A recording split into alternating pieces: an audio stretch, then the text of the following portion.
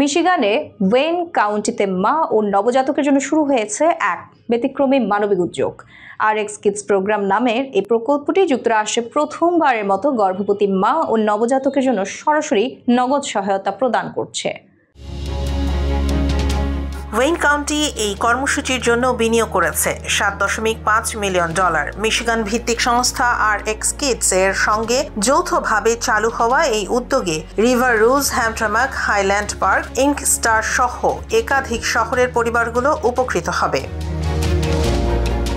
Programme অনুযায়ী গর্ভাবস্থায় প্রতিটি মা পাবেন $1,500 আর শিশুর জন্মের পর প্রতি মাসে $500 করে 6 থেকে 12 মাস পর্যন্ত আর্থিক সহায়তা। এর লক্ষ্য দারিদ্র্য কমানো, মাতৃস্বাস্থ্য উন্নয়ন এবং নবজাতকের জীবনের নিরাপদ সূচনা নিশ্চিত করা।